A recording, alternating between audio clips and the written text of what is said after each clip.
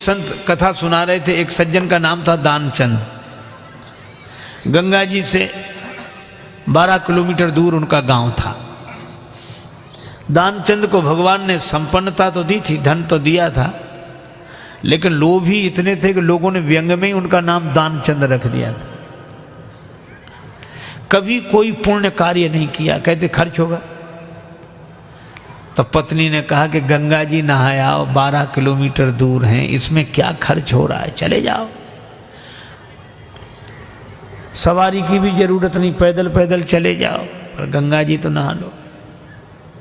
ठीक है, बहुत कहा तो सोचा जीवन में एक बार गंगा जी नहा लें, क्या हर्ज है, 12 किलोमीटर दूर है गंगा जी, जा पैदल पैदल गया, खर्चा कौन करे सवारी। अब गंगा जी किनारे पहुंचकर सोचा घाट पर नहीं जाएंगे, वहां पंडा लोग रहते हैं, पंडा कहेंगे कि दान दो।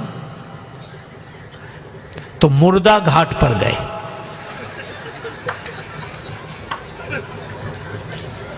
अब मुर्दा घाट तो खाली रहता, कभी कभी दुनिया में अपने घर में कोई सीट खाली करता है तो मुर्दा घाट भरता है, बाकी तो खाली है। सोचा ये ठीक, न पंडा का झंझट, न दान का, न पुण्य का। गए सो कपड़े उतारे, इधर उधर देखा कोई नहीं है, सोचा डुबकी लगा ले। सो जैसे ही प्रवेश किया, डुबकी लगाई। अब कथा बड़ी सुंदर है, भगवान को हंसी लगी कि इतना लोभी आदमी नहीं देखा। तो भगवान ने सोचा कि चलो आज हम इसको छकाते। तो दानचंद ने देखा इधर उधर कोई नहीं था, पर गंगा जी में जैसे ही डुबकी लगा के और बाहर निकले, वैसे ही पंडा के रूप में भगवान उपस्थित। यजमान की जय हो।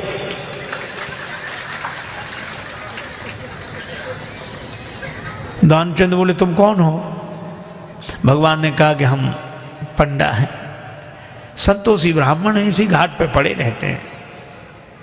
दानचंद बोले मुर्दा घाट भी नहीं छोड़ा। पंडा जी बोले हम संतोषी ब्राह्मण हैं और घाट पर तो और पंडा लोग रहते हैं, हम तो यहीं पड़े रहते हैं, और हमारे लिए कोई ना कोई आप जैसा यजमान आ जाता है, 1-1 वर्ष तक का खाने पीने का इंतजाम कर देता है। दानचंद बोले 1-1 वर्ष इंतजाम? हम एक दिन का भी नहीं कर सकते, एक समय का भी नहीं। पंडा जी बोले कोई जबरदस्ती थोड़ा ही है, आपकी जैसी श्रद्धा हो, कुछ ना कुछ तो देना पड़ेगा। दानचंद बोले हमने आज तक नहीं दिया। पंडा जी बोले आज तो देना पड़ेगा। तो अब सोचा क्या करें, बोले उधार दे रहे हैं। उधार? हाँ। कितना? बस वो 1 धेला, उन दिनों चलता था, 1 धेला, बस 1 पैसा। भगवान ने कहा चल दिया, तो संकल्प करा लिया, 1 धेला उधार देकर 12 किलोमीटर गया, नहाया, फिर 12 किलोमीटर पैदल चलकर आया। शाम होने को आई, थका हुआ दानचंद बेचारा घर में भीतर सोने ही जा रहा था। तब तक दरवाजे पे आवाज आई, यजमान की जय हो। दानचंद का देखो कौन है। पत्नी बाहर गई, देख कर आई और बोली किसी पंडा से कुछ देने के लिए कहे आए थे? दानचंद बोले कहा था। बोले आ गए, बाहर आई हैं।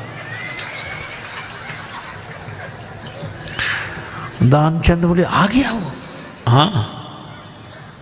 दानचंद बोले कि कह दो कि अभी दानचंद बीमार हैं, 2-4 दिन बाद आना। पत्नी ने कहा कि वो तबीयत खराब हो गई, वो बीमार ज़्यादा हैं, आप 2-4 दिन बाद आना।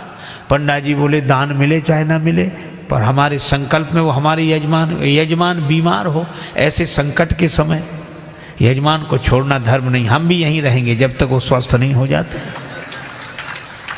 यही इंतजाम कर दो। आप तो सामग्री ला दो, हम तो बना लेंगे अपने हाथ से भोजन।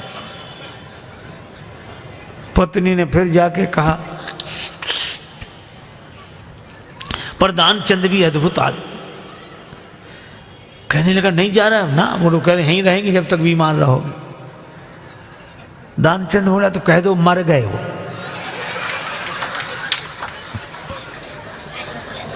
तो ये ऐसे कैसे कह दें?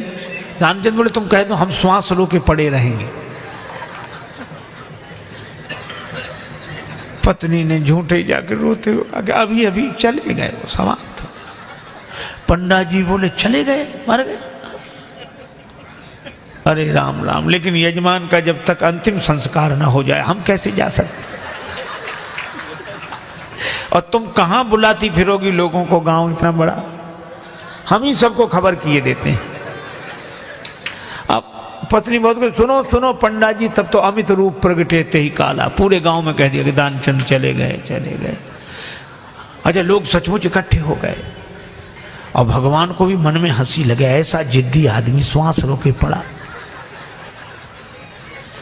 लोगों ने उसे मुर्दा समझकर उठाया।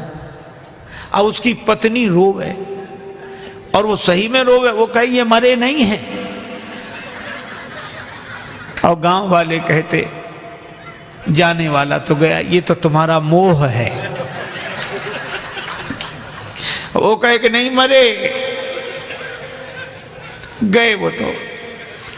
वो बेचारी रोती रही, कौन सुने। दानचंद को उठा लिया, बांध लिया, और वो भी बंध गया। भगवान ने कहा कि हद हो गई, ऐसा आदमी हमने नहीं देखा। भगवान को लगा कि सब हमसे हार जाते हैं, आज हम हार गए इससे। ले गए, चिता पर रख दिया, अग्नि लगने वाली थी। भगवान ने कहा ये मर जाएगा लेकिन देगा नहीं कुछ। तो भगवान ने कहा कि यजमान के कान में हम कुछ मंत्र बोलेंगे। हाँ ठीक है। सो भगवान ने कान में कहा, आया हूं बैकुंठ से तुम हित नाता जोड़।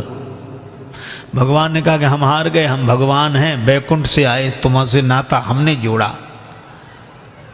सो पंडा ने जो कहा कि आया हूं बैकुंठ से तुम हित नाता जोड़, तो दानचंद ने सोचा ये तो भगवान है। सो आंख खोली, और जो आंख खोली तो वही पंडा, और जो पंडा को देखा तो फिर आंख बंद कर ली। भगवान ने कहा कि हम तुमसे कुछ नहीं लेंगे, मांग ले हो वरदान कछु, तुम ही हमसे कुछ मांग लो। तो दानचंद क्या बोला, बोले धेला दीजिए छोड़, बस वही छोड़ दो और कुछ नहीं चाहिए। अब बोलो,